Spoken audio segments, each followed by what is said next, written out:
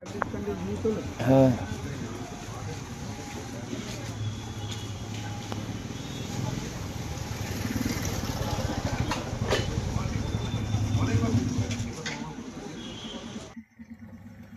কোথায় কোথায় চোট হয়েছে আপনার?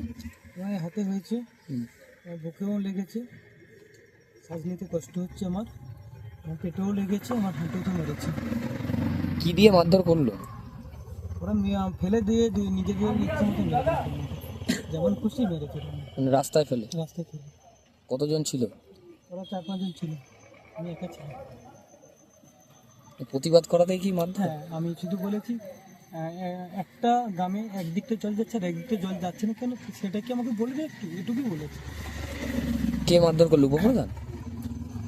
উপপ্রধান মেরেছে, আর পাশের সদস্য সুরজিৎ গায়েন, উপপ্রধান দিলীপ গায়েন, পাশের সদস্য সুরজিৎ গায়েন। ওর নাম? আমার নাম খুশ গায়েন, মন্ডল সভাপতি। আমি 5 নম্বর মন্ডল, 5 নম্বর মন্ডলের সভাপতি।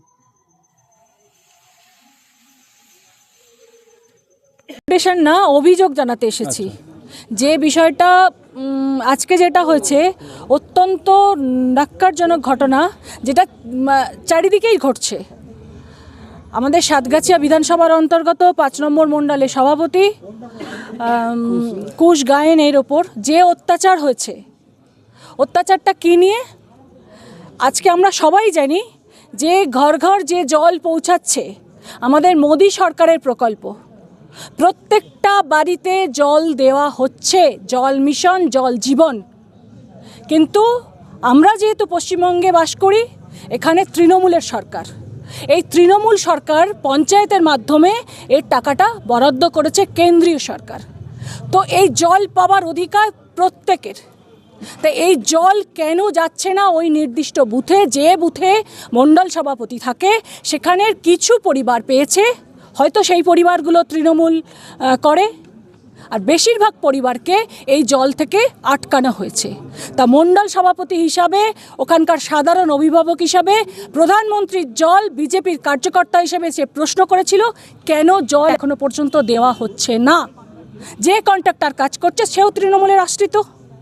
তাহলে সে তখন বলেছে উপপ্রধানকে ফোন করো, বলার সঙ্গে সঙ্গে উপপ্রধান এসে সেখানে হাজির হয় এবং তার ওপর চড়াও হয়ে মারধর করে।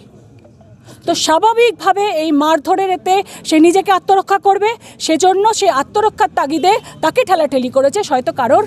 সে হয়তো কাউকে একটু ঠেলাঠেলি দিতেও পারে, কিন্তু দেয়নি। তাকে যেভাবে দুষ্কৃতীরা ঘিরে ধরে মারধর করেছে, তারপরে তার বাড়িতে হানা দিয়েছে 50 থেকে 60 জন তৃণমূল দুষ্কৃতীরা, এবং প্রত্যেকেই সশস্ত্রভাবে হানা দিয়েছে।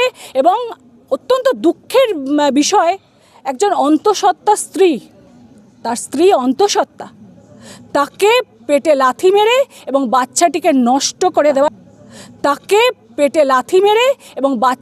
নষ্ট করে দেওয়ার হুমকি দেওয়া হয়েছে।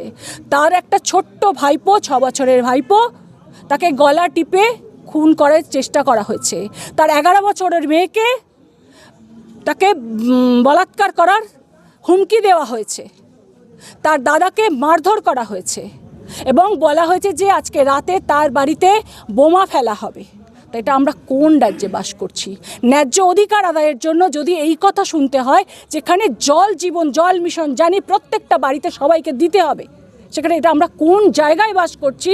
আর এটা প্রশাসনের চোখের সামনে হচ্ছে, প্রশাসন এখানে নিশ্চুপ। তার জন্য আজকে আমরা এসেছি জানাতে, যদি না এর সমাধান হয়, যদি দুষ্কৃতীরা না ধরা পড়ে, তাহলে কিন্তু আমরা আগামী দিনে বৃহত্তর আন্দোলনে নামবো, এটুকু বলে গেলাম। ভারতীয় জনতা পার্টির পক্ষ থেকে আমরা বৃহত্তর আন্দোলনে নামবো, আমরা থামবো না, এটুকু বলে গেলাম। একদম আইসি সময় দিয়েছিলেন 8টার সময়, কিন্তু 8টা পেরিয়ে এখন 8:30 বেজে গেছেন। উনি বলেছেন একটা মিটিংয়ে আসবেন, আমরা ওনার সাথেই দেখা করে যাব এবং ওনাকেই যাবতীয় অভিযোগ করে যাব আমরা। অবশ্যই, তা নাহলে এরকম দ্বিচারিতা কেন? এটা সবার প্রাপ্য, জল তো সবার দরকার। আসছে কোথা থেকে? তাহলে কিছু কিছু পরিবারকে বেছে দেওয়া হলো কেন? বেছে যারা বিরোধী করে তাদেরকে দেওয়া হলো। একেবারেই তাই। কেন? তাহলে এই দ্বিচারিতা কেন হবে? আর সাধারণ মানুষ হয়ে মুখ বুজে সহ্য করবে? কারা মারধরটা করলো? তৃণমূল দুষ্কৃতীরা, উপপ্রধান, ওখানকার উপপ্রধান দিলীপ গায়েন। মানে আপনার কি অভিযোগ তার নাম দিয়েই করছে? একদম। আপনার নাম? সোমা ঘোষ, সভাপতি, ডায়মন্ড হারবার সাংগঠনিক জেলা বিজেপি। আজ সকালবেলা ধনচেবেড়িয়া গ্রামে আমাদের উপপ্রধান দিলীপ গায়েন এবং WPL এর লোকেরা ছিল, পিএইচি লোকেরা ছিল, ট্যাঙ্ক ওখানে যেহেতু হয়েছে ওখানে ছিল, এবং কুশ গায়েন এবং লভ গায়েন বিজেপি কি পদে আছে, তাদের প্রশ্ন যে আমাদের এখনো জলের কানেকশন বাকি কেন, 2-4 জায়গায় বাকি আছে, 2-4 ঘর হয়তো পাইনি। তা আমার ওই বিজেপির নেতারা যারা যে বড় বড় কথা বলতে এসছে তাদের কাছে প্রশ্ন, জল মিশনের টাকা দিল্লি বন্ধ করে দিয়েছে। আমাদের এই জলটা জাত ধর্ম নর্ম বিশেষে হিন্দু মুসলিম জৈন খ্রিস্টান প্রত্যেকটা মানুষের জল। বিজেপি যে করে তারও পানীয় জল, কংগ্রেস করে সেই পরিবারও জল পেয়েছে। এটা অভিষেক বন্দ্যোপাধ্যায়, মমতা বন্দ্যোপাধ্যায় মুখ্যমন্ত্রীর আদর্শে আমরা চলি। আমাদের কোনো জাত নেই, কোনো ধর্ম নেই, আমাদের ধর্মের নাম হচ্ছে মানব ধর্ম। এবং তার সাথে সাথে আমরা যেটা ভাবি, আমরা এই জলের লাইন যেভাবে করেছি বজবজ 2-তে যেভাবে জল পড়া শুরু হয়েছে, যারা বিজেপির আছে, যারা বিজেপির এই বলছে যে জল কেন তৃণমূল দেখে দেওয়া হচ্ছে, বিজেপি দেখে দেওয়া হচ্ছে না, এই ভুল বার্তা মানুষের কাছে পৌঁছাচ্ছে। এবং আমরা আমাদের উপপ্রধানের গায়ে হাত দিয়েছে ওই বিজেপির নেতারা, তার জন্য আজকে থানায় কমপ্লেন করা হয়েছে।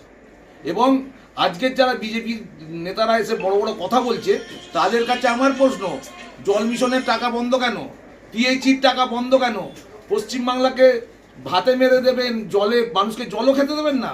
আমার প্রশ্ন বিজেপির কাছে, ভালোভাবে চলুন, নইলে কিন্তু আমরা মানুষের সাথে আছি, মানুষের পাশে আছি, আমরা কোনো বিভাজন দেখি না। যদি কেউ বিভাজন করে রাজনীতি করার চক্রান্ত চালান বজবজ 2-এ, আমরা কিন্তু এটা বরদাস্ত করবো না, বুঝতেই বজবজ 2।